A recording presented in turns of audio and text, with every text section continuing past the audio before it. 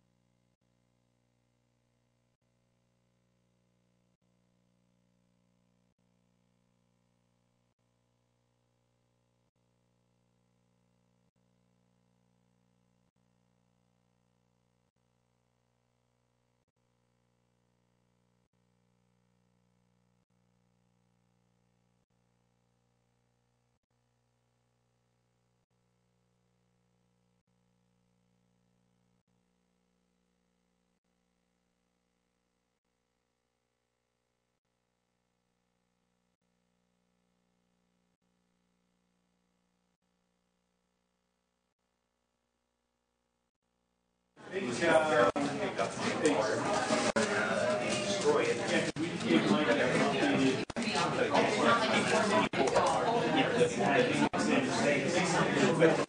to restart them.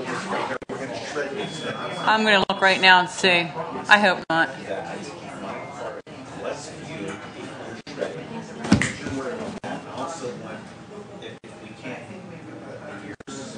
Yeah, in fact, there's a whole bunch of them that are not in there.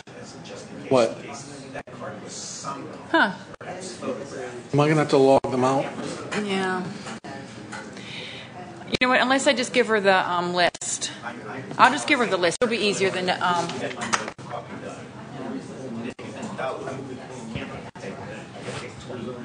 It'll be easier than.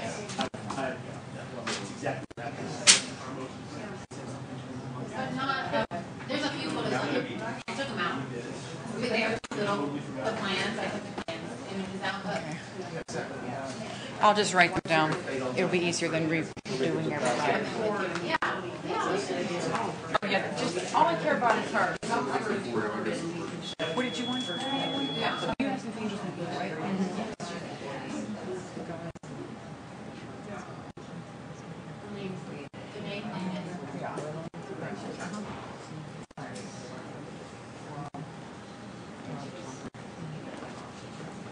I just need Jamie's. As long as Jamie's on board, that's all I care about. So let me, no, she's in here. Log out.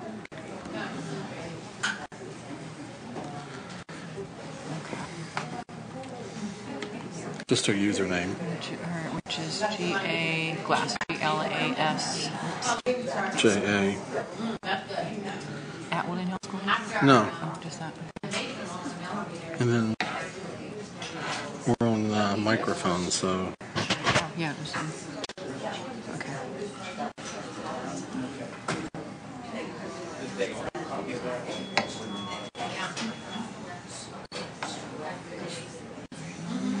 It was kind of weird that she had a really old, like 3 days ago.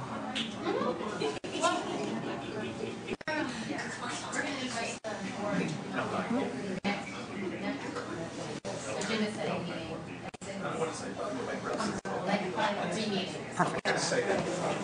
Yep, thank you. Okay. Don't worry about anybody else, because she's the only one that calls them. So.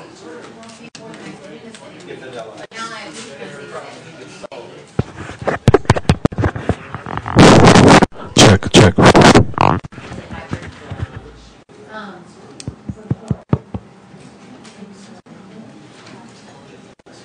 So do I have to do anything special with this? With what?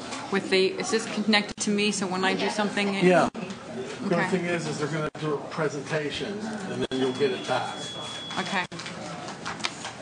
All right, thanks.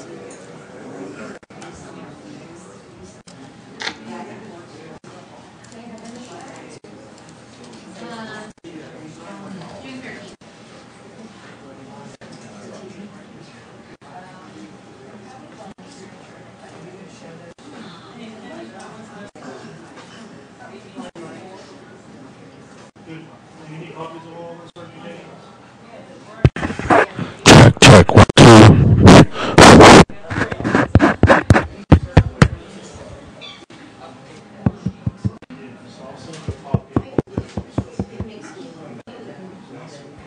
Check 1, 2.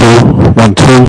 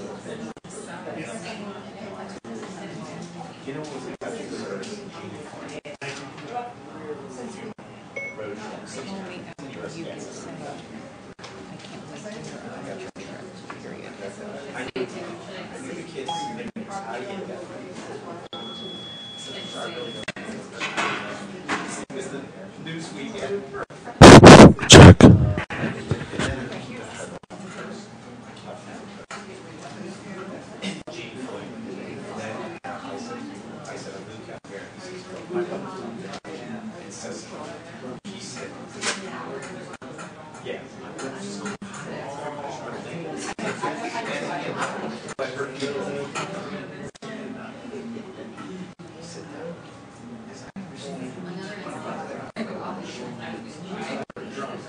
You pulled them and you said, "Can you give her the fake?"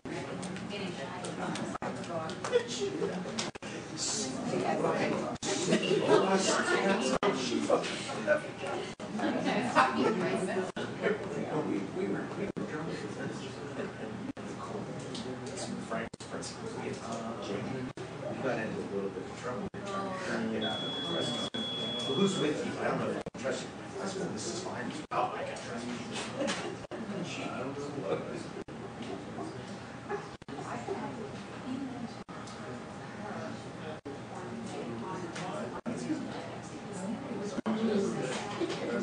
Yeah.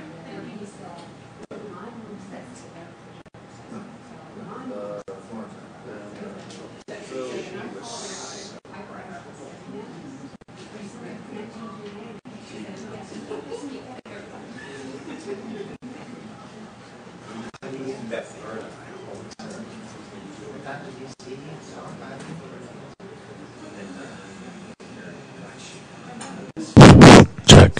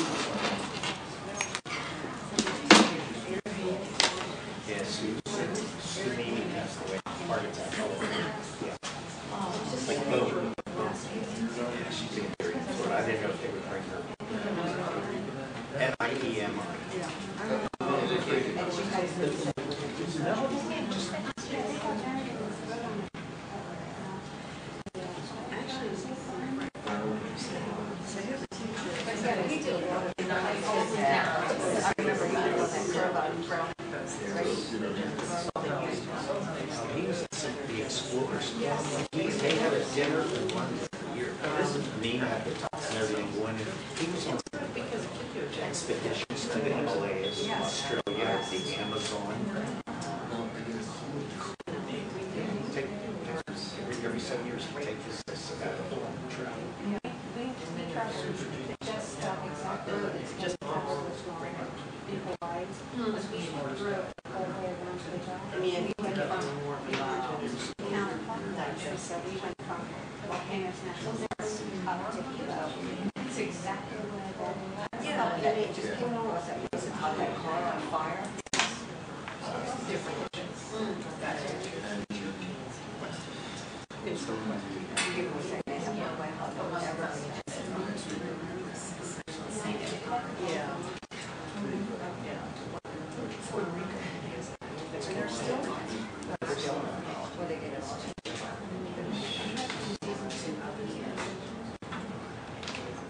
Flint, Michigan. Can't drink water bottles. I cracked none out of those taps and put them in the White House. It's kill that. Put it up on Capitol. How long was he president?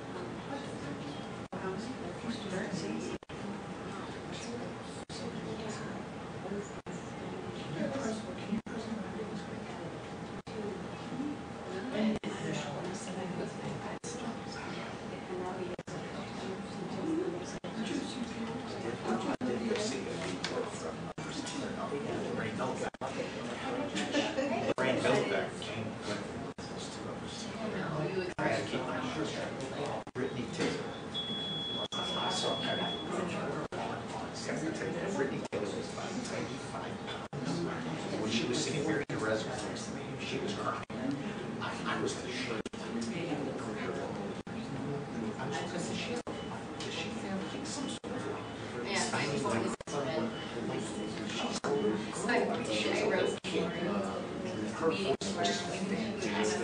And I was hoping Lorraine would ask if she knew that. How did you do your two reviews at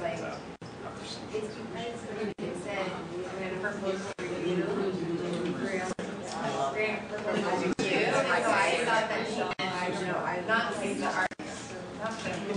application. you know, Chrome? And so I just read it. It's like those margin seeds. If you want to call Oh my God. Dan Miller, I think you did, but Anna Gates did a lot.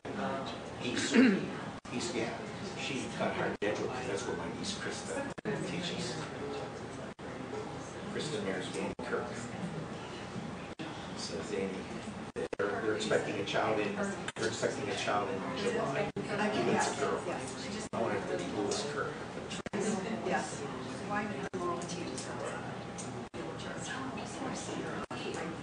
And she knows.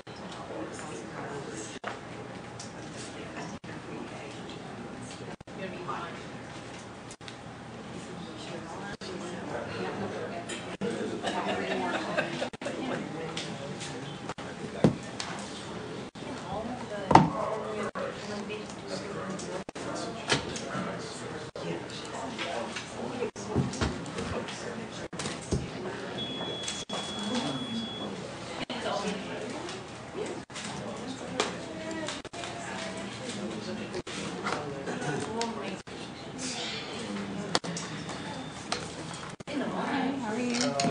Oh, well, thank you.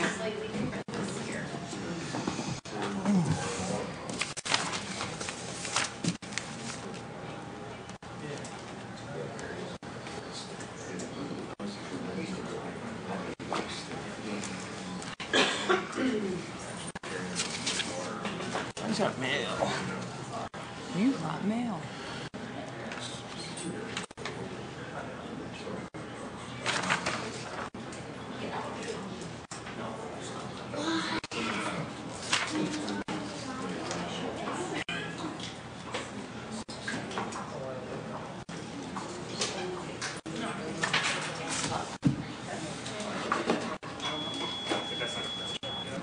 Not so I know. Public.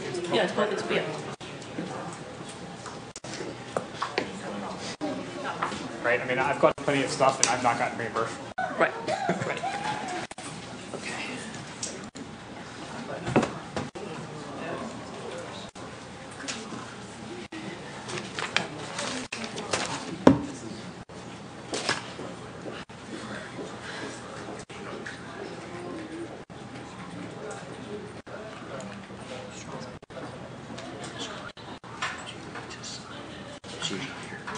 Okay.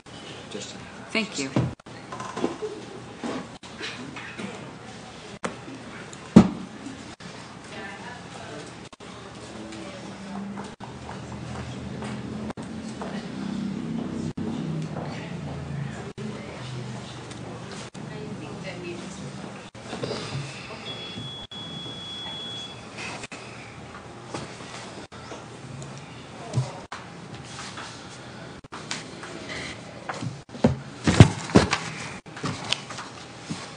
You know the Battlefield 6th Street.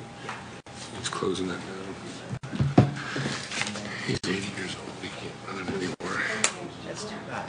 I'm trying really hard to find a way to.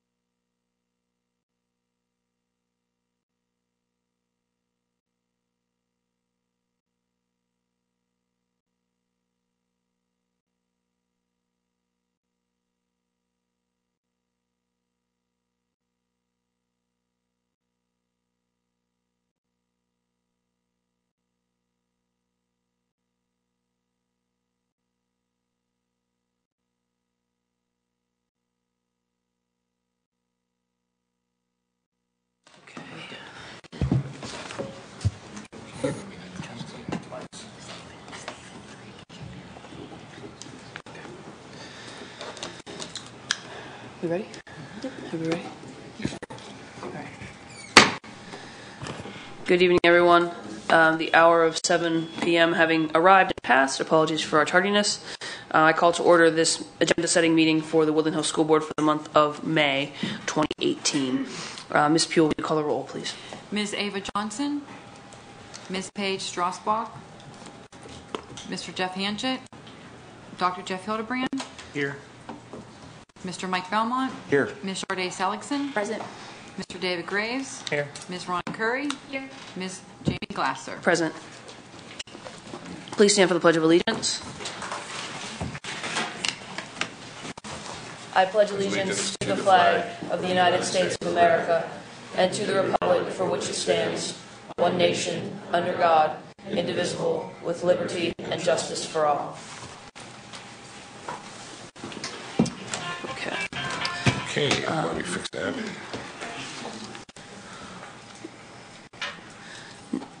Next week, we will accept the minutes from the April meetings. The board did meet in executive session this evening to discuss legal and personnel matters. Mr. Johnson, do you have any announcements? Yeah, I just have a couple.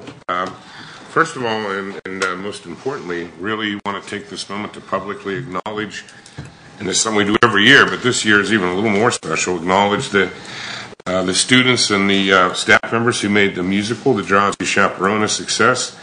And what a success. This year they were nominated for more Kelly Awards than any other time in their history, as I'm told, which is 13. It's the most ever. Best show, best actor, best supporting actor, 2, best supporting actress, set, lights, costumes, ensemble, crew, choreography, direction, and musical direction. I'm not sure what categories would even be left if there were any. But they've been nominated for all this. So congratulations to our musical students and staff for that. And also want to remind everybody that on May 17th, we've tentatively scheduled our public meeting with members of the Woodland Hills Commission. It will be at the Media Center at the high school. Right now, the time is set for 6 p.m. There's some question about whether that's workable, but we've advertised that, and we'll sure put that on the web. And I believe that's all I had, Ms. Bowser. Unless you have anything else. Does anyone else have any announcements? We have a public meeting on Thursday for the superintendent, with the superintendent search. Oh, yeah. That is correct. That meeting will be at 7 p.m. here at the administration building. We certainly welcome any and all community members to attend that meeting tomorrow evening. In addition, we have surveys that are available through our website if you're unable to attend the meeting tomorrow, or even if you are able to be here. We encourage participation in the surveys as well. There's one that reflects the district and perceptions of how we're doing, and one that identifies criteria and qualities we should be looking for in a superintendent candidate. So I hope people will participate in those opportunities to be a part of our process. Dr. Hildebrand, anything else with that? Okay. Anybody else have any other announcements? Yeah, I did have one other one I forgot.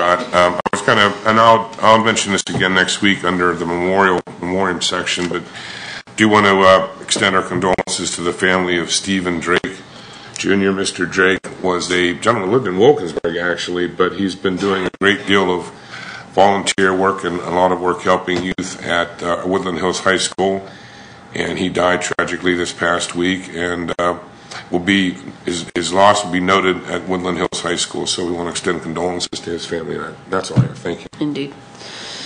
Okay. Seeing no other announcements, our student speakers will be with us next week, and we have with us a couple of presentations this evening. Mr. Ditka, Mr. McKeag, I believe you're up first.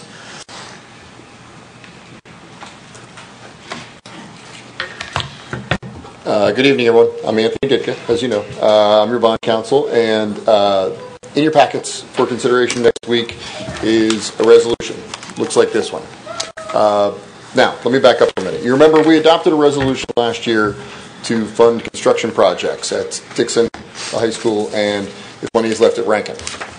And we're in the process of doing that, and that resolution contemplated that we might want to borrow for capitalized interest. We think we found a better way, and that is the resolution you have in front of you now, which is to refinance your current payment on your 2013 bonds this year at the same time we do the second phase of the borrowing for the construction projects to eliminate that payment from your budget this year. By doing that, we'll free up more of your construction proceeds for projects. So the resolution in front of you is for non-electoral debt, general obligation bonds, an amount not to exceed $24 million. Now, it seems like a big number, and it is a big number, and here's why. Because we are reserving the right not only to refinance debt this year, but also in 2019 and 2020. We may not do all of that, but we're reserving the right to do so, and anything you don't do will just go away. You're not obligated to borrow $24 million, you're just giving yourself the ability to refinance this year, next year, and in 2020. So the resolution does exactly what you think it does. It authorizes the issuance of bonds for the project I just described. It authorizes the execution of a purchase contract with RBC Capital Markets to sell your bonds to Mike Company, and they will place them with that wider universe of holders. It will set maximum parameters that the bond issues will fall inside. And it authorizes the filings with the state that are required that I'm here to help with. And it allows your officers to do all things necessary to close on the bonds. So president, secretary, vice president. And again, we're going to do these two issues at the same time. So one under the resolution we did last year and one under this one. Okay. Like I said, be brief. That's as brief as I can be. But I'm happy to answer any questions. Does anyone have questions for Mr. Ditka? It's 12.9 on the agenda. Yeah. And I believe, do you want to add? Yeah, Mike wants to add a few things. So. Do you have a question? Wait, and then ask them both. Okay. There you go. Hi, Mike McKay from RBC Capital Markets. Just to add what Anthony had gone over. So the plan of finance is going to be to go ahead into the marketplace. If you vote affirmatively next week, we'll go the following week with the bond issue. The interest rates have really not changed much at all over the last several months, which is really good news because we had built a 0.25% cushion into those rates. So all the numbers that you've seen up to this point are actually a 0.25% high. So that's going to be reflected in lower interest rates at that point. So the plan would be to borrow a little over about $42 million, which will finish Dixon and put a good chunk of change into the bank toward the high school project. This also takes advantage of the rating that we had received a month or so ago, which was a little more favorable than your last rating, and that'll also be reflected in the interest rate that we receive when we go to sell the bonds. This resolution that was just described to you will lower the capitalized interest from what we had been projecting of about $8.5 million for all the projects when we're all done, if you decide to go ahead with that, down to about $1.5 million. So we'll be doing it through restructuring rather than capitalized interest. Basically gets you to about the same place, but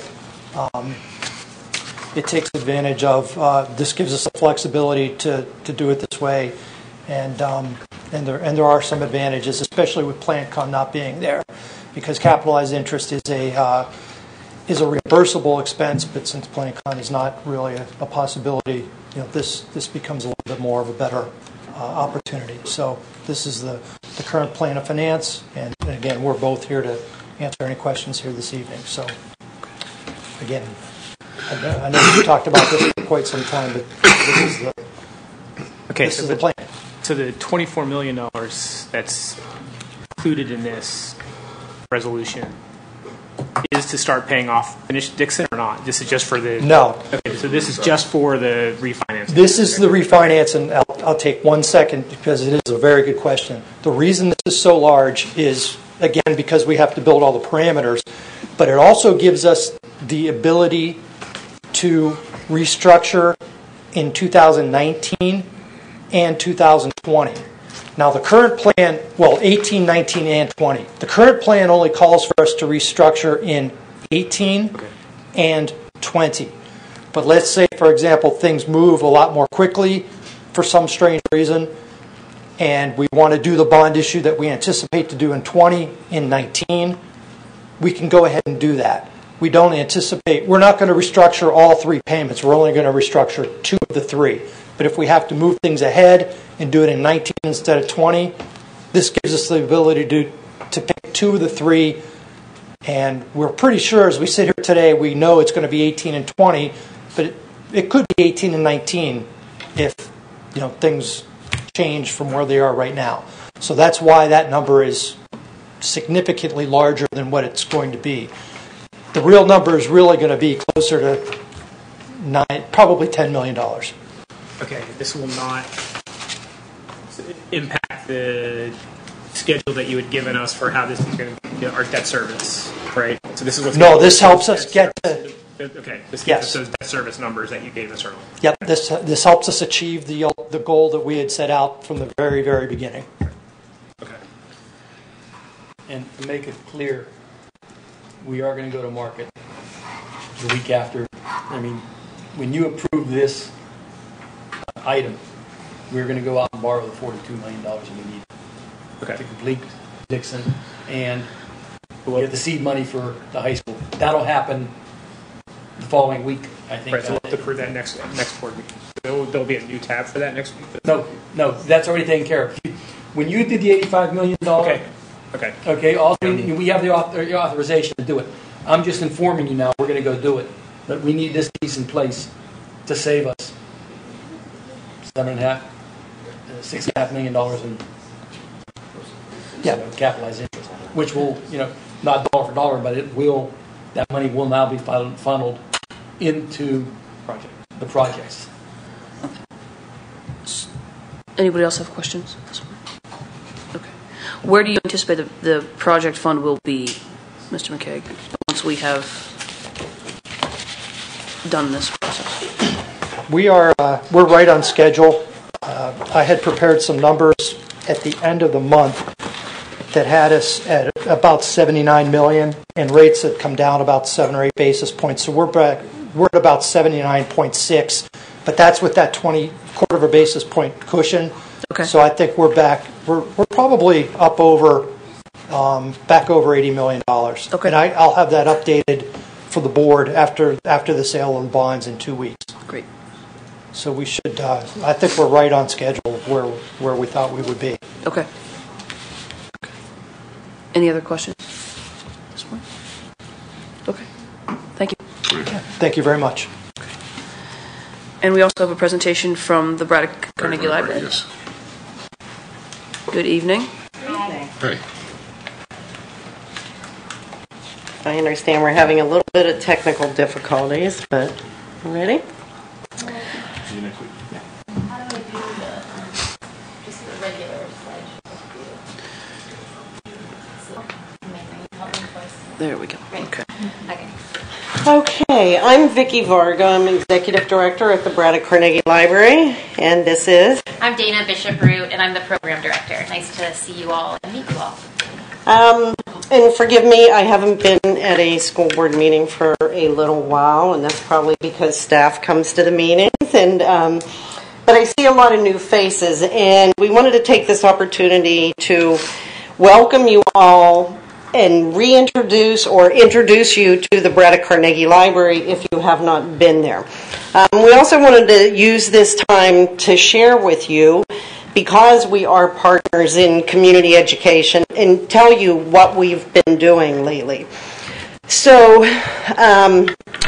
you can just go through 2 and 3.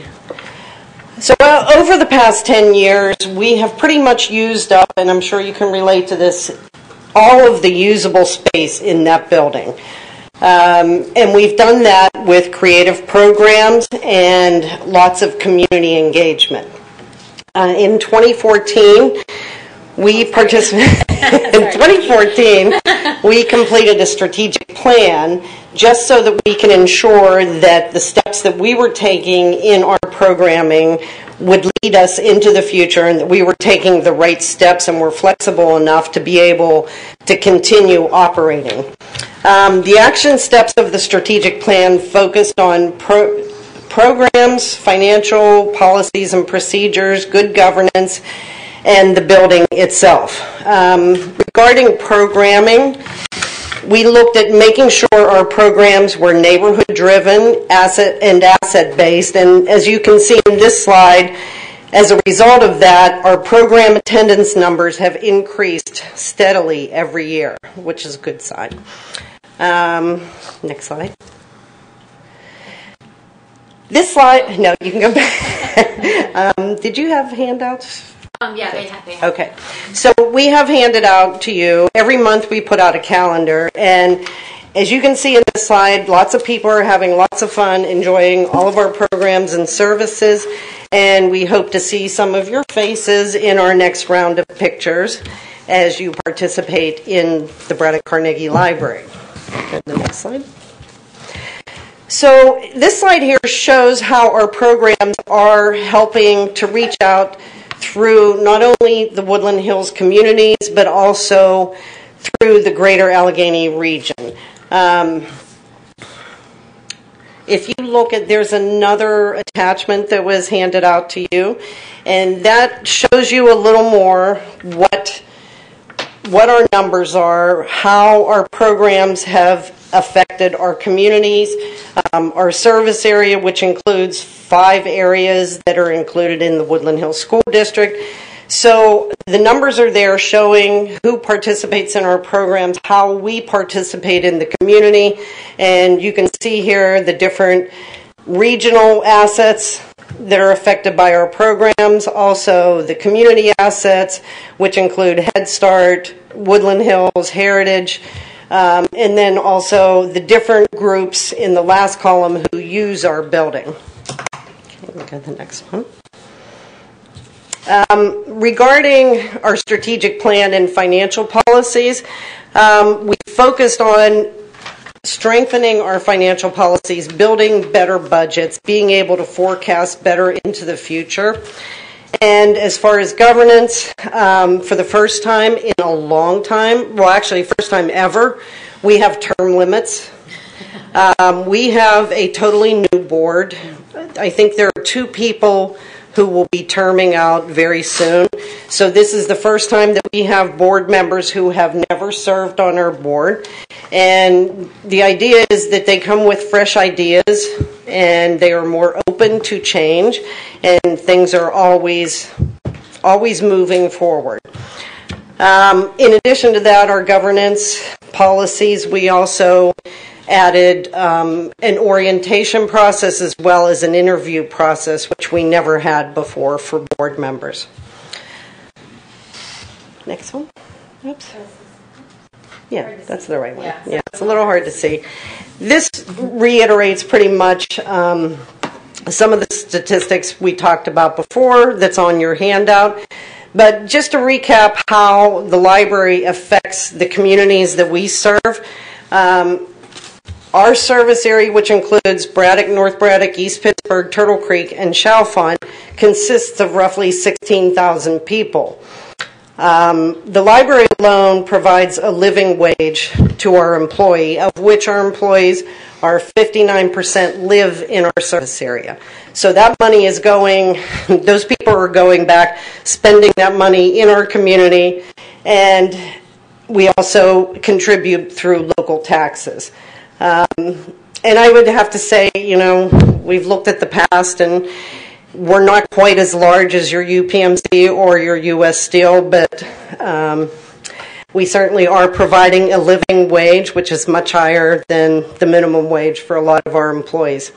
And then before we get into the building master plan, the final piece to our strategic plan action steps was looking at the physical building. The strategic plan ensured that all of the policies were in place so that we can continue to move forward.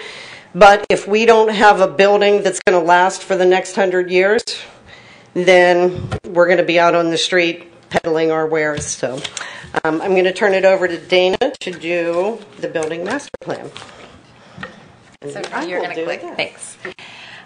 So now that basically all of the usable spaces in our building are being used by programs. And so this was a sign for us that our foundation was strong enough to really think about how do we look at this building. It's the first time the building has comprehensively been looked at in 129 years. And when Andrew Carnegie built it, he said this building is built to last. So we really see it upon ourselves. We say our community wants this building. They want to use the library. It's a center of lifelong learning.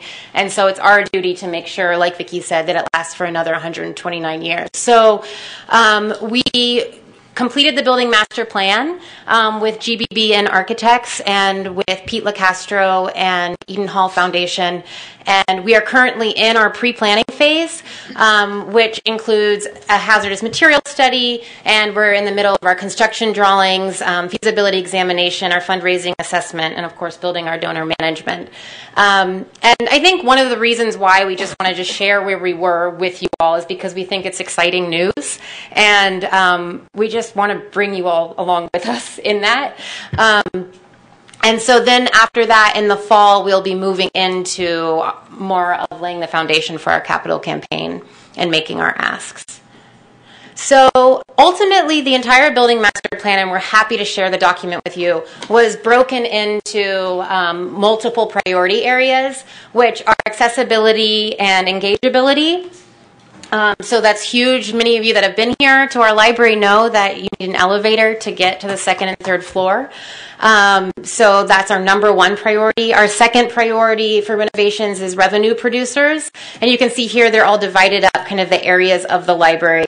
And then the final step will be to create flexible program space. So again, the renovations aren't going to overly determine the spaces, but they're going to ensure that they remain adaptable for the communities to come.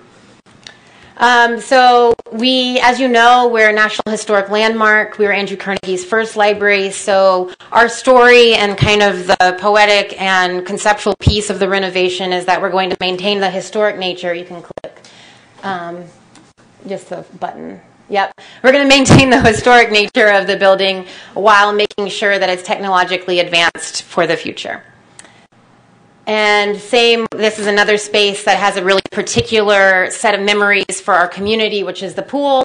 It will be turned into the book dive, which will be a really incredible third space, for community meetings, social gathering, and small performances. So basically, our project's going to cost about $15 million. Not as much as what you guys are dealing with. So you guys made us feel a lot better tonight. Thank you. But we know that, you can go to the next slide. We know that that's going to take a community of investment. And again, that's why it's so important to us to bring all of you on board and to let you know what we're doing. And also our neighborhood. You know, we know that our neighbors don't have the same kind of capital investment that a lot of other neighborhoods have, but our neighbors give to us all the time by using the library and giving in every way they can. They are the ones that create the wealth and the vibrancy. And so our other goal while we do this is to meet our expanded operating expenses while building a reserve fund. You can just keep going. This doesn't need all these animations. Go on. So that's the piece about revenue production, and we know that we will be able to offer a community of return. And I'd say the last thing that we wanted to say is that we really see the library as a continuation of the education that you all provide at Woodland Hills in partnership with C.C. Mellor and Swissvale Library. And, you know, internally we talk a lot about how the library is a community campus, and we see all of Woodland Hills as a community campus, and we're invested in, we call it lifelong learning, because we see kids, we see families, we see parents, we see guardians, we see elders, and our programs are multi-generational in that way, and we are partners. We are part of the education that the community is getting, and we are also a meeting place. So thank you. Thank you for the work you do, and we look forward to keeping you updated. Yes. And we would like to finally invite you all, and we can maybe work with Jamie to figure out the best time. We were thinking maybe before the next planning meeting, agenda setting meeting, to come and do a tour of the library with refreshments or something, because I think that would help you all see what we do. So if you're interested, we can coordinate that. Thank you for your time. Thank you. We can share calendars with all of you too. It's on our website. Okay. Thank you all. That will move us to registered speakers.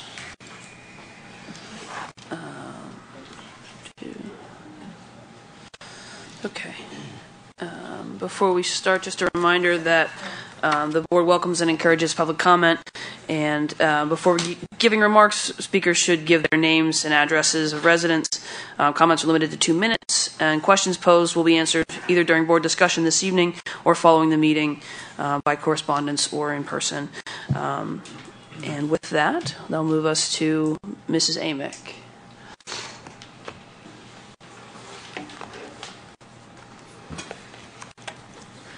My name is Barbara Amick, and I live at 53 Churchill Road, Pittsburgh, PA, 15235. I'm a retired visual arts educator, 36 years, from Churchill and Woodland Hills School District. As a taxpayer in the district, I'm appalled at fiasco at Dixon School. Teachers were denied access to viable materials that my tax dollars paid for, along with my fellow community members. I did not realize we were such a rich district that we were arbitrarily giving away such viable materials such as boxes with teachers' names on them, new dictionaries, a plethora of books, whiteboards, athletic equipment, the blue pads of the gym walls, banisters, a huge refrigerator that was rammed through the back doorways, along with teachers that paid for some of their equipment out of their own pockets. I guess I won't have to pay my taxes anymore. But the worst of this Armageddon was the former teacher that went in there and found her personal information on the floor, along with a plethora of other employee private personal information strewn across the floor. I'm furious. I'm appalled. The identity is compromised. My identity is compromised with thousands of other Woodland Hills employees. And when I called administration, it was told to me that only Swissville employees were affected. Not true. Back in November, this was come to the attention of an administrator, and they said it would be taken care of. Well, this same administrator said she did a thorough walkthrough before this Armageddon, and that in her walkthrough, there was nothing viable for the teachers. Well, on this fateful day, only 2 custodians were there to oversee Dixon. This board and administration opened up Pandora's box, something now that can't be undone. You all compromised our identities, our lives, and certainly there are many employees who do not know that this has happened. And you plan to keep it hush-hush and to sweep it under the carpet like nothing has happened. If a teacher would have done this and had been this incompetent, they would have been suspended and fired. I used to be the biggest proponent of the Woodland Hills School District. You have lost my support and my respect.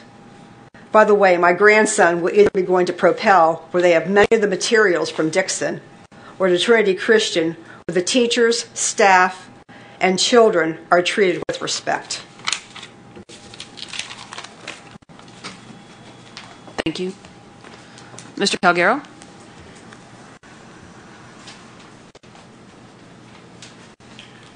Good evening. I'm Lou Calgaro. I live at 156 Foxcroft Road, Pittsburgh, PA 15220. I started my career at Swissville High School and ended up at Woodland Hills High School at 35 and a half years. I'm not going to reiterate what was just said, but I offered it what I considered a viable, cost-effective solution. From what I understand, a lot of these cards that were found on the floor or wherever in that room at Dixon School are in the possession of the administration. If they are alphabetized, put in a room with a district employee, I'd welcome the opportunity to come to the building here on a certain day. People would say, okay, people with letters, last name beginning with A, B, and C, come to the district office on May whatever at from 9 to 10. It's a 1 minute. It's a 1 minute fix. I come in, I show my identification to whomever is in the room. I'm Louis Calgaro. I would like to see if my card is in your possession. If it is, I take it, I rip it up, I'm gone. Case closed.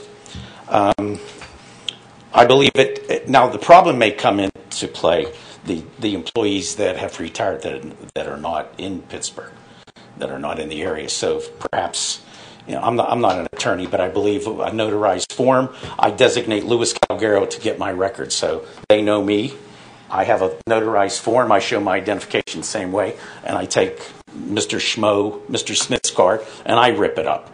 But then a notification, okay, Mr. Calgaro showed up on this day. He took his card. Also, what do we do for those cards that are not present? I believe that the district is going to have to offer some sort of protection for a certain amount of years to cover the negligence. As Ms. Amick said, most employees are not aware of this. How do we contact them and let them know that there is the problem here? Also, we would like to hear what the board feels about that. I appreciate the opportunity to speak to you. Thank you very much. Thank you. Ms. Beatty? My name is Sharon Beatty. I live at 3603 Ridgewood in Wilkins Township. I'm a retired Woodland Hills teacher, and I am the person who found my information on the floor of Dixon School. This is a card with my name, my social security number, my address, my phone number, my bank, my birthday, and they were in a pile strewn across a room that was supposed to be locked. I don't know how it ended up not being locked. This is a card from 1990 and 91. A 17-year-old card is still, this should have been shredded, burned, disposed of. It should not have been available. My card, along with hundreds of my fellow employees, was strewn across the floor, and now we don't know whose it was. I also know that my former colleagues requested the chance to go into Dixon and were told that there was nothing there. I would like to show you the kind of books that I filled my car with. There were books stacked to the ceiling that had been the books from Wilkins Library when it was a junior high. Wonderful books. There are families in this district that would have loved to have these books. There was a book room with hundreds of brand new books. And I just wonder what the decision-making process was when the teachers requested a chance to go in. Teachers with broken equipment wanted to replace broken chairs. Wonderful chairs went out the door instead of into classrooms. I'm the person that has my information. I'm worried about my fellow teachers whose might have been picked up. I only knew that they were identifiable. I was just looking around, and another community member said, "Wow, this room is ripe for identity theft." And then I looked down and I saw what I saw, and it took my, I can hardly talk about it now. So the decision-making process is what I'm worried about. How anybody could think there wasn't anything good there that teachers could have taken is, as a former teacher, beyond me. Thank you. Thank you. Mrs. Weiser? Good evening. Obviously, it might not be necessary for me to give you my two-page speech since my colleagues that have gone before me have outlined everything very clearly. I think that as past president of the Woodland Hills Education Association for over 20 years, it is very, very devastating to me to have to sit here again after being retired and try to have a board understand what teachers may be going through. Obviously, we're concerned about the fact that a walkthrough was supposedly done. If it was given to the district in November and it was something was supposed to have been done and it wasn't, then a walkthrough was done, those cards were still there, nothing was done. I'm not even sure how you could have said there was a walkthrough when we have books, materials, and the cards were still there. I think that an extra set of eyes for teachers to have gone through prior to the giveaway on that Saturday may have helped prevent this may have been able to be beneficial for the district. I am sure that as president, if there would have been a teacher that would have been in charge of this walkthrough, this fiasco, they would have been at the least suspended, if not fired. I also am concerned that we were never received any documentation, any letter, any notification, nothing indicating that this had happened and there was a need for us to sit down and discuss it. And I'd like this board to go back and think. Think back to your first grade teacher, your art teacher, your PE teacher, foreign language, music, math, English. Remember how proud we all were when you walked across that stage for graduation. We need your help, we need your support, and we are requesting that at the very least, all affected retirees will be provided with at least 1 year of identity theft insurance. As retired teachers, we have all enjoyed our years at Woodland Hills, and I'm sure you would want us to continue our life in retirement without the fear of losing our savings. Please vote to provide this small piece of trust, security, and peace of mind to all those affected. Thank you. Thank you. Thank you all for being here. I don't see Mr. Forgy. No, he's not here. Okay. Thank you. Okay, so that'll move us to Mr. Clanigan.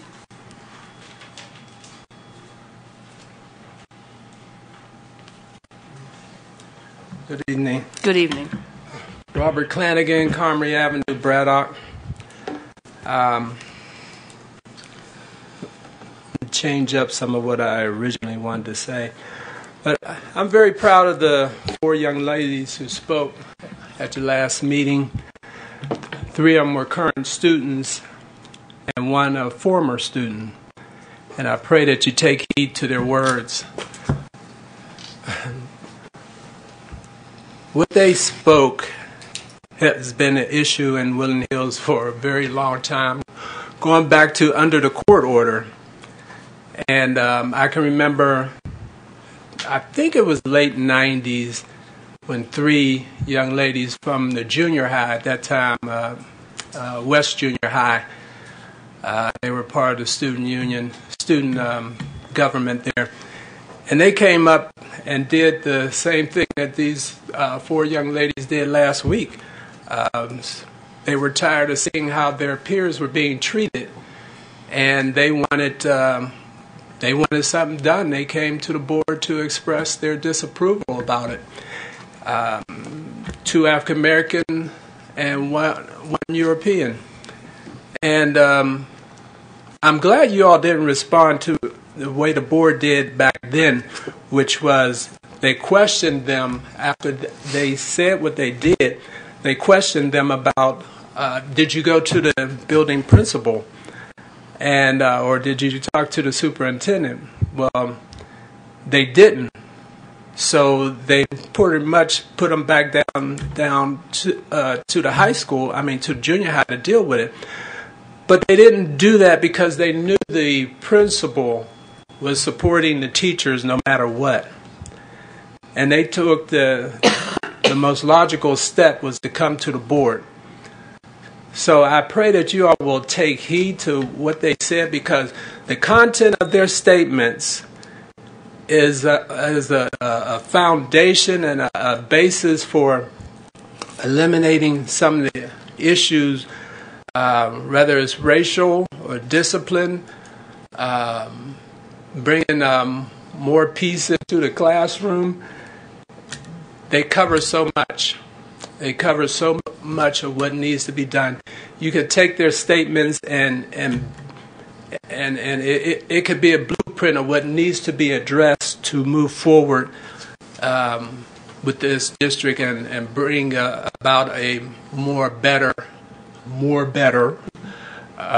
educational environment.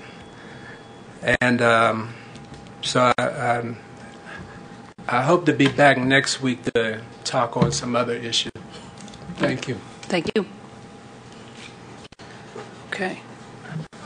That will move us into... We'll go to board matters. First reading of revised policy 105 on curriculum. Any questions on that policy? Action item 2.2.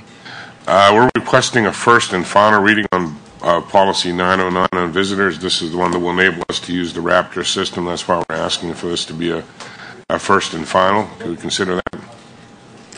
Okay. Any questions on that? Concerns about doing that this month as opposed to reading? Action item 2.3 would be a first.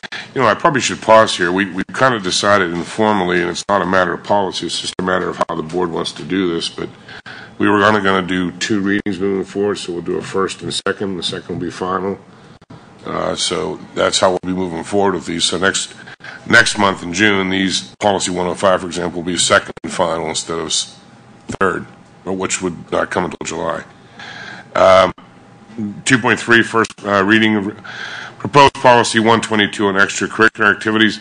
I haven't got that one uploaded yet. All we're doing is changing the grade point average from 2.0 to 2.3.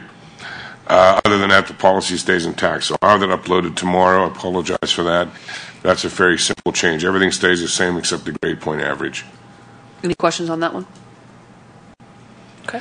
Action item 2.4, first reading on policy 816 on video surveillance. This is something we've needed for a while. It really details who is responsible for dealing with videos and how those footages can be used.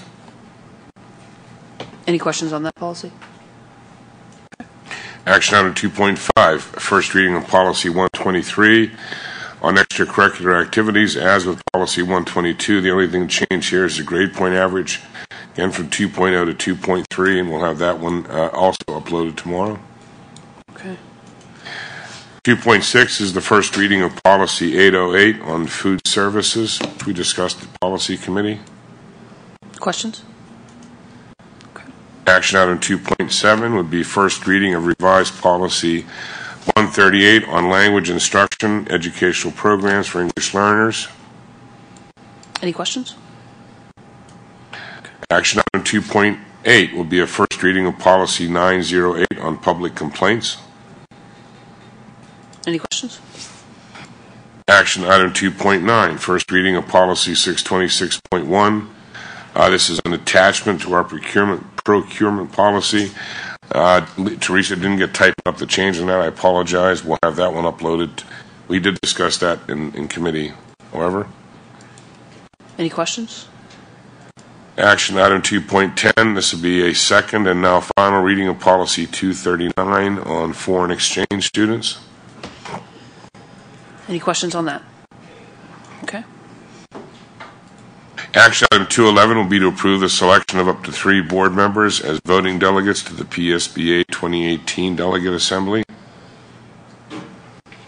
The instructions are attached to that. Any questions and or volunteers to go? Okay.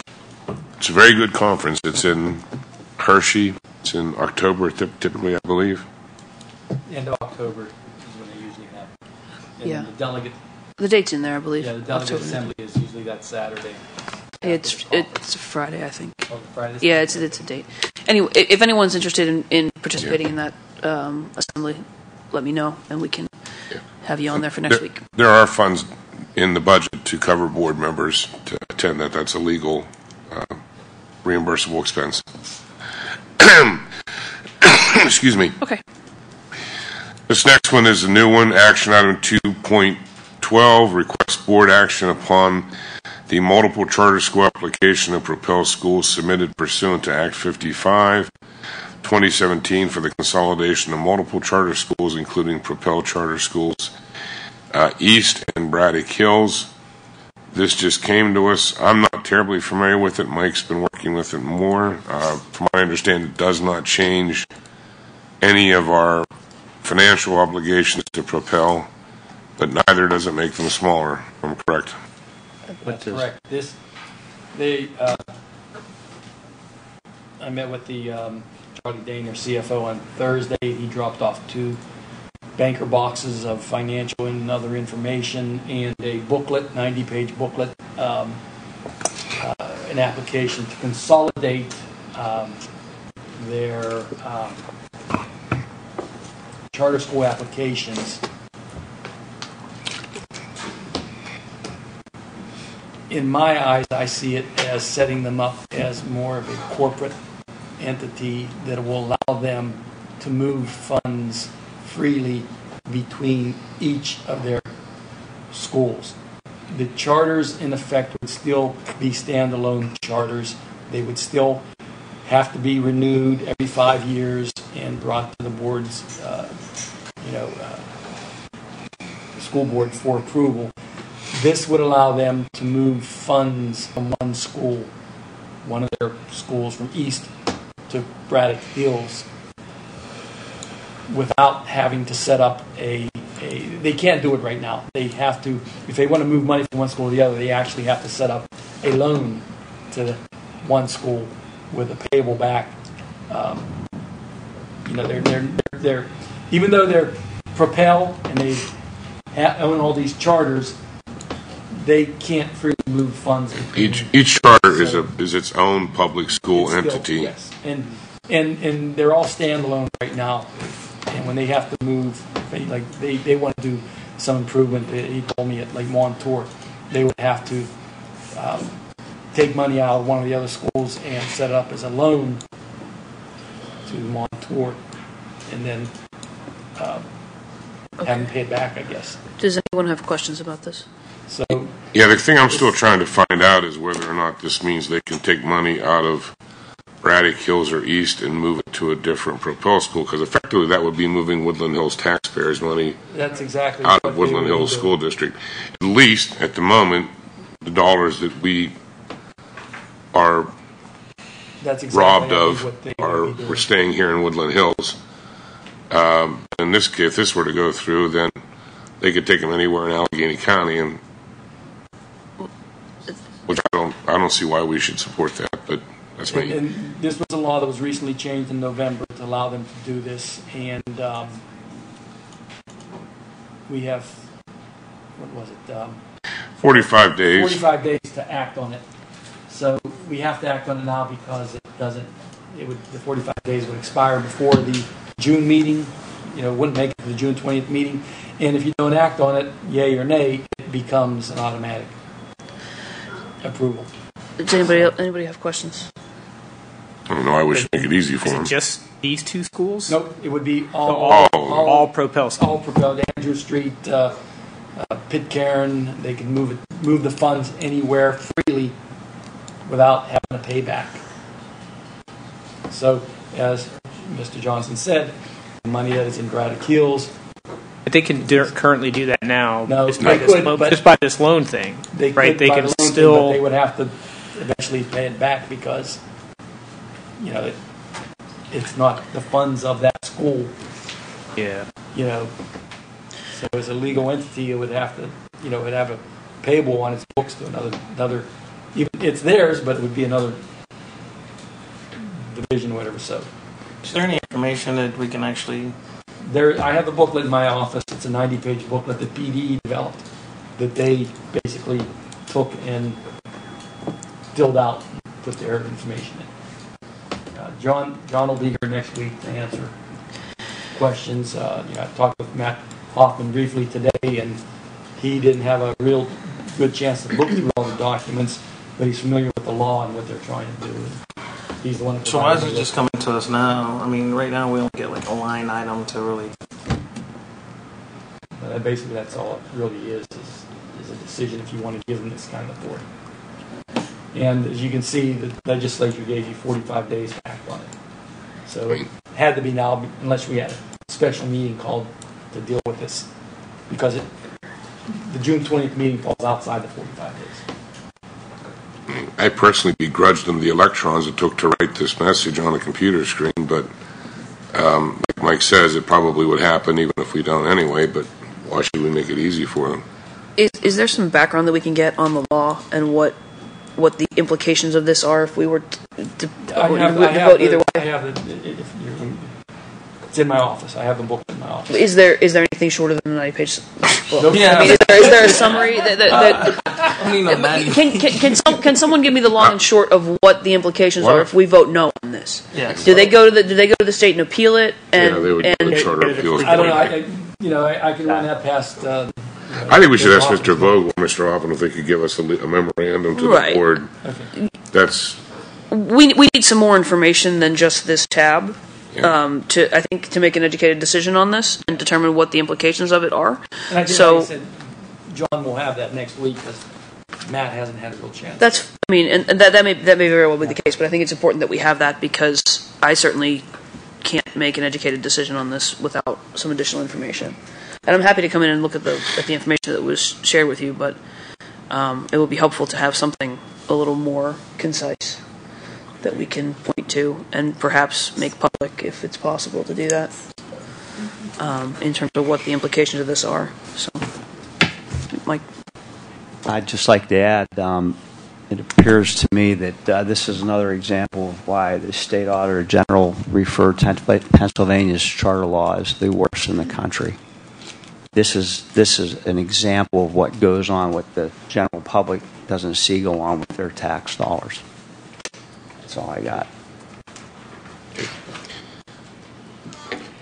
all right, we'll move on to curriculum and action item 3.1, permission to approve the summer curriculum writing. The courses are listed below that will be written on: African American history, algebra, keystones, curriculum alignment at all levels, and career readiness would be the foci for this summer. Any questions on that? Okay. Action item 3.2, permission to purchase Naviance, which is an online college and career readiness platform system. This is we're required to do this by the Commonwealth now, so this would help us streamline meeting those standards. Any questions on that? Can Mr. Clausen give a little bit of detail? Sure. Mr. Clausen? Please. We need to do something different with this table. Yeah, we started to, and there wasn't enough room to move it out without moving again to people. Our purchase of Naviance is something that we're doing for several reasons, one of which Mr. Johnson mentioned. The state has put in new requirements for college and career readiness, which are good requirements, which require us to do a lot more education in that area and report on that education. So the functioning of reporting on education, on the education we're doing in this area, is something that Naviance is going to do for us. That's relevant because literally this is something that would take a number of man hours if we weren't to use the software. So that is saving us. Beyond that, this is a sort of wonderful package for our students. So it's a package in which students are going to start building career portfolios at third grade.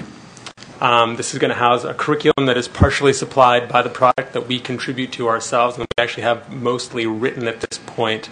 It's going to enable students to take career interest surveys and aptitude surveys. It's going to be able to funnel all of these things together. It pulls from national databases for scholarships, careers in terms of salary, expectations per state, per career. And it allows students to search colleges, apply to college in the system, apply for financial aid in the system. It tracks alumni database. Alumni will be able to keep using this after they graduate as well. It's really features a myriad, and it's adding a capability that we don't have currently, which is to send encrypted transcripts to universities. So I know the initial cost for the first year includes professional development, so it's a little bit higher than the subsequent years. But considering the grade spans 3 through 12 that we're going to have accounts where I actually think it's a pretty good deal. And it's doing work that you would eventually have to pay a person to do. So I think it's a good value in that respect as well. Any additional questions from Mr. Clausen? Thank you. Thank you. Okay. No questions. We can move to Section 6, Personnel, and Action Item 6.1, permission to approve Sections A, D, G. That's it. A, D, and G. All right. Personnel requires executive session, and you need to go into that at the moment. Okay. We'll go to 7, Technology, Action Item 7.1, request permission to purchase a Power Pack add-on for Power School at a cost of $4,150 from the general fund. Any questions on that? Action Item 7.2, request permission to renew support on the data center's Cisco phone system at a cost of $14,176 and a nickel from the general fund. Any questions on that renewal? Okay. Action item 7.3, request permission to purchase 300 additional Cisco Informacast licenses at a cost of $6,243.25, also from general fund. Any questions? Action item 7.4, request permission to purchase 26 networking modules and additional network management licenses at a cost of $14,642, again coming from the general fund. Any questions on that one? Okay, go to food service. Action item 9.1, permission to accept the nutrition contract for the 18-19 school year. This is the first renewal of the contract we entered into on July 1, 2016. That included an additional 4 possible renewal years. Any questions? Okay, seeing none. Good right to buildings and grounds.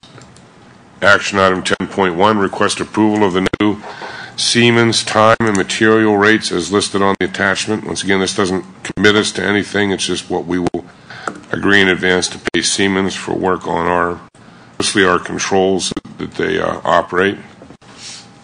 Any questions?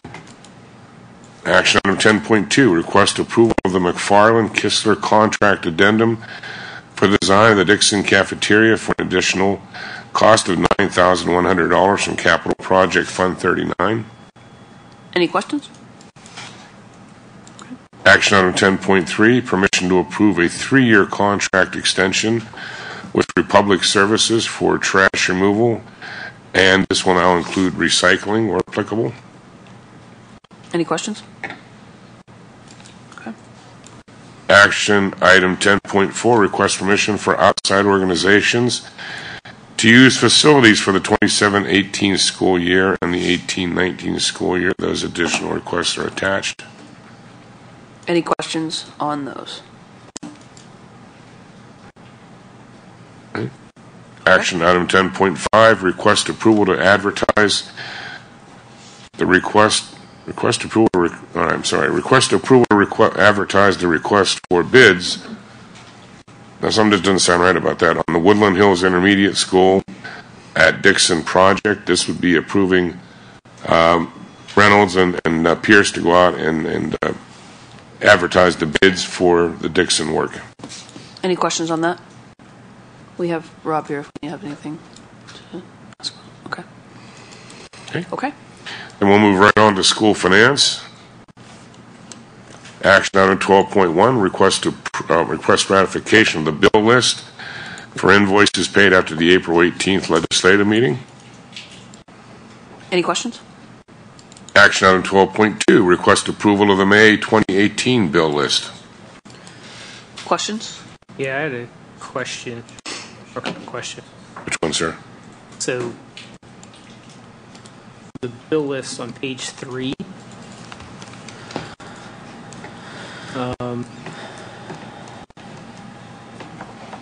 There's 3 different. Where am I here? So, Nicole Michelle Bowers. So, site visit preparation for quote at Rankin. What are those quotes for? What? Quote to repair at Rankin, the Academy, and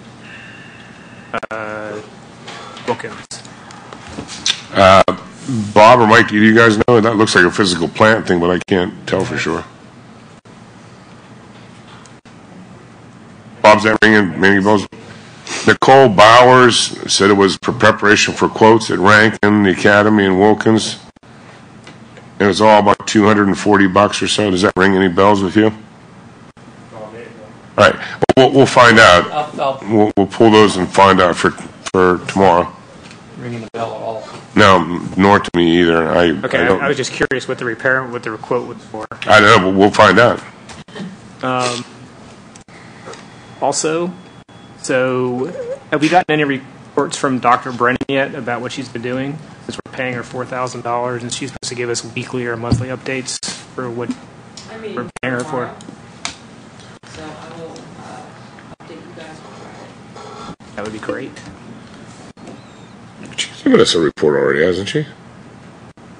I'm not sure. The access to the data was an issue. Mr. Garland gave us one. She hasn't given us three. Yeah. Okay.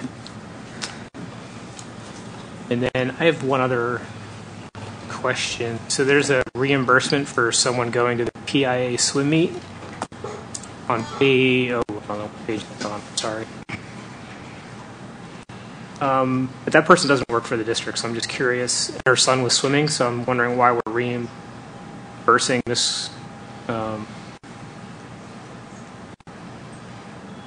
Can you give me a page reference, sir? That's what I'm trying. I didn't write down a page in my notes. It's the I'm sorry. lodging for the student who was in the state championships. Okay, is that what it is? That we're just Yeah. paying for his lodging? Okay. I was just wondering what we were reimbursing I them. think mom just did it on her own, and then we just reimbursed her for the room. Okay. Is that standard policy for doing that? I'm not familiar with the state. We normally pay, we set up the room and, when they go down there, and the coach will drive them down and stuff. I have an email out. I would assume that at those state meets, that you stay in the dorms and stuff, not at a hotel or wherever that is. I don't know how that works anymore. They're at Hershey usually, and they don't have dorms. Okay. They're usually in Hershey. They were in Schimberg's College? Was. Okay. Well, I'll ask Ron. Yeah, I mean, I'm an trying to email be off them, trying to be a jerk about it. I'm just No. curious about how that works. All right, so we're going to follow up on Nicole Bowers, and we're also going to follow up on the swim, and the other one was for. Couture's. I'm sorry, what? And Couture's. I'm sorry, I didn't write down what page it was. Page 23. Thank you. Okay. Okay. Any other questions on the bill list? I have one. Yeah. Hey, Mike. Yes. On page 20. Environmental charter school reconciliation, $107,000. Can you just enlighten us as to what transpired there? That's a reconciliation. Let me see where is that? Which one is it? Page 20. Page 20. Toward the bottom. Towards the bottom.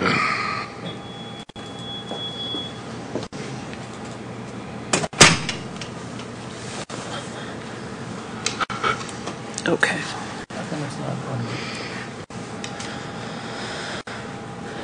I'm trying to see what year it is. It's a prior year that we had, which is a reconciliation. From We had 15-16. For 15-16, we'd actually held up payment to them because they had invoiced us a different ADM, number of students than they reported to the state. Say that again. So they invoiced us. Let me say it this way: they invoiced us for 25 students, but they reported to the state 20. And I told them. Can you say that again, Mike? Can you say that again, please? Yeah. So I told them I wasn't going to pay them until they either corrected the invoice to reflect the 20, or provide the correct information to PDE to account for the 25 students. And it took this long, and they finally did it. So they got paid. They're getting paid. So we finally got them to reconcile their ADMs to. Because if they don't report the right number of students to the state, we will not get reimbursed. Our state funding will be short. So when you deal with issues like this, for budgeting purposes, that's another complication for you, isn't it? We had set up a payable for this. So you anticipate stuff like this? Yeah, well, we've had this invoice since probably July of 16. I think your point is that we always have to budget monies that we don't, we wouldn't normally have to, just to take care of these issues. Yeah. Okay, thank you. Are there other questions on the bill list? Okay, we'll go to action item 12.3, request acceptance of the April 2018 fund reports and student activity reports for informational purposes. Any questions on the activity reports? Action item 12.4, request approval of the investment reports for April 2018. Any questions on those? Action item 12.5, request approval of the budgetary transfers for April 2018. Any questions?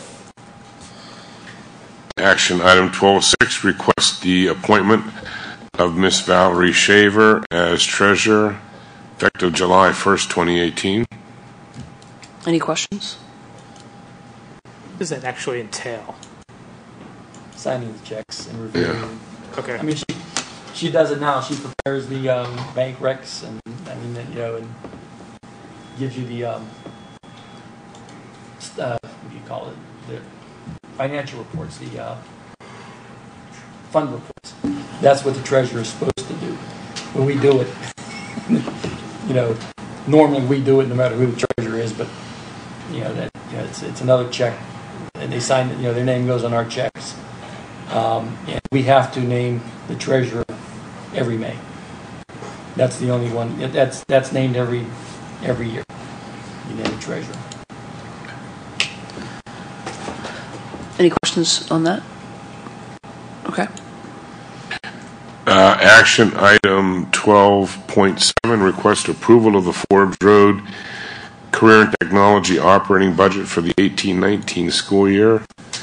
Mike, you don't have the numbers till next week. We get that for next week. Fill the numbers in. They're in the attachments, but Yeah. for the sake of it's the budget, literally the same. there was nominal to no increase. If I know that. I want to see if I can just quickly pull that summary off there so you can tell what the net budget was.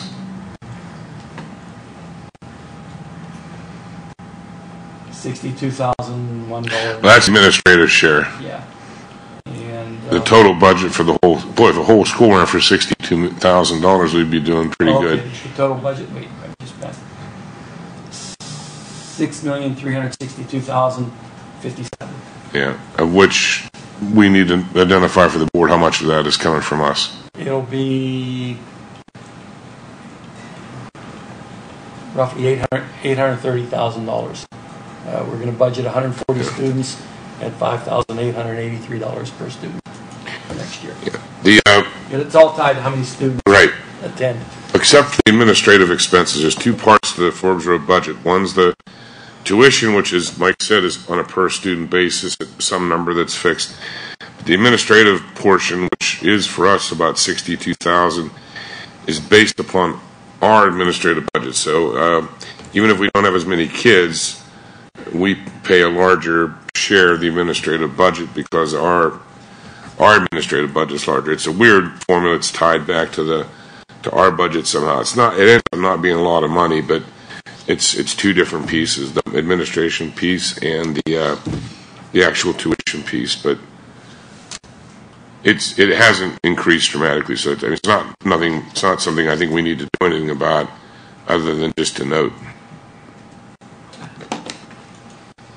All right. Any other questions or comments on that?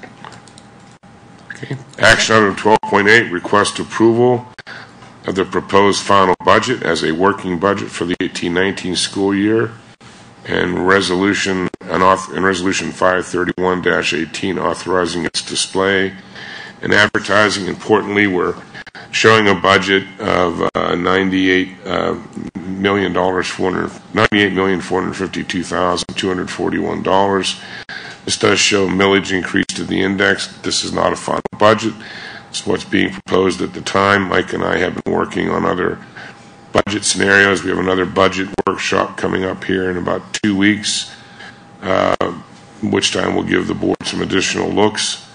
This was what we put in so that we could show that we were, accommodating all of our budget requests and needs as we have previously presented to the board. So it's important the public and the board knows we're not committed to this at this point. This is just a working budget.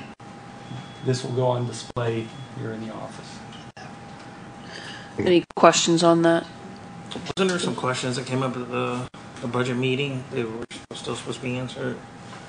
The ones I remember is that you wanted to see what it looked like if we did like halfway to the index or no tax increase at all, and what we'd have to eliminate. And we're working on that for the finance committee in 2 weeks. We just didn't get those all put together for tonight. Okay. That's what I remember. If there was something else, I didn't remember that. That was that, and then we wanted to reevaluate some of the commission report line items. Then also there was something with transportation that we didn't have a clear number on what our I've reviewed all those. transportation cost or something that you were supposed to get back to me on. Right, but you can't. I reviewed them and made adjustments. I've had to make several adjustments, and I can continue to make adjustments to them, but I'll get that to you.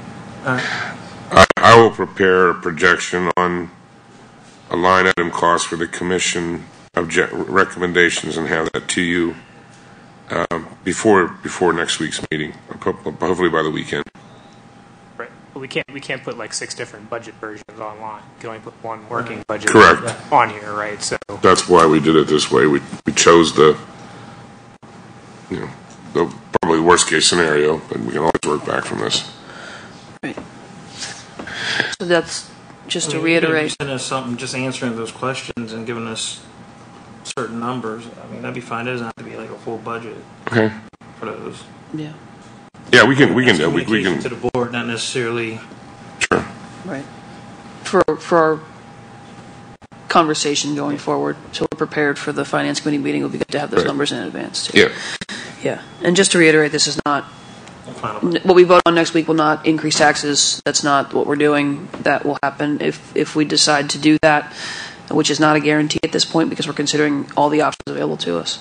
That won't be until the June meeting. So this is the preliminary budget that is open for review and comment and consideration. And to reiterate, we will have a committee meeting, not next week, but the week following, and the public is invited and welcome to attend that meeting as well to discuss our budget options at that point. So we invite everyone to do that. Any other questions or comments on this proposal? Okay. Okay, then action item 12.9 would be to request approval of the bond resolution 53218, authorize the incurring of non-electoral debt not to exceed $24,825,000. Any questions on this? Okay. Action item 1210, request permission to exonerate the tax collectors for the unpaid installment-based real estate taxes for the 2017 school year. Any questions on that? Okay, that'll move us to section 14. Action item 14.1, which would be requested you approve the high school French club to begin planning for a student trip to France and the Benelux countries during the summer of 2019. Any questions on that?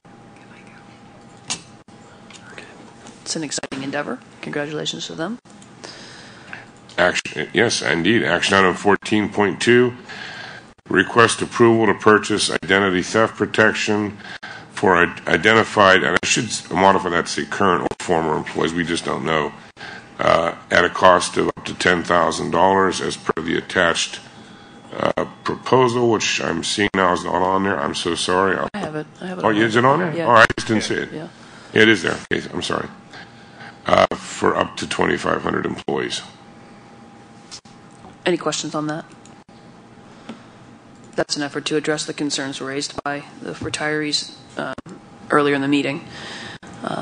So if there's questions or comments on the proposal, we can discuss those next week as well. And finally, action item 14.3, request the board approve resolution 533.18, which is a resolution to approve the furlough or non-renewal professional teaching staff and support staff. And just for everyone's understanding, every year when we're doing budgets, we put a resolution like this in, and the reason we do that is if for some reason the budget would turn out such that the only way that we could get a balanced budget was through furlough, or we needed to furlough. I didn't say that right, because that's not a legal reason to furlough.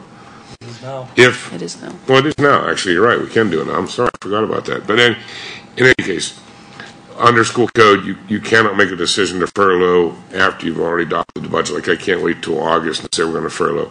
You have to announce a resolution saying that the district may decide to furlough staff over the summer. And this doesn't mean we will furlough staff, doesn't mean we won't furlough staff. It just gives the board and the administration the authority to recommend furloughs as part of the budget process. So this does not mean we're going to furlough a bunch of people. It just gives us the authority to include that as part of budget planning. Any questions on that? And that's all I have. Have we projected any furloughs at this point? No. Okay. Actually, the opposite. Right. That was my impression as well. I just wanted to make sure. Mm-hmm. Okay. No further tabs. Is there any old business? Any new business? Next week we will have committee reports as well from last month's meeting.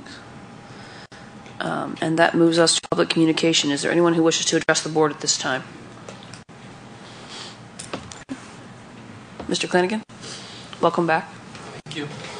Robert Clanigan, Carmody Avenue, Braddock. I'd like to add that if I had it my way, I would have those 4 young ladies' statements put in hard copy and given to everyone here, and from time to time asked, is the district moving towards addressing those issues? And for the now, in the now, that some questions could be formed off of their statements and proposed to in the superintendent search. Thank you. Thank you. Anyone else who wishes to address the board? Okay. Seeing none, is there a motion to adjourn? Second? Second. All in favor? Aye. Aye. Thank you all. See you next week.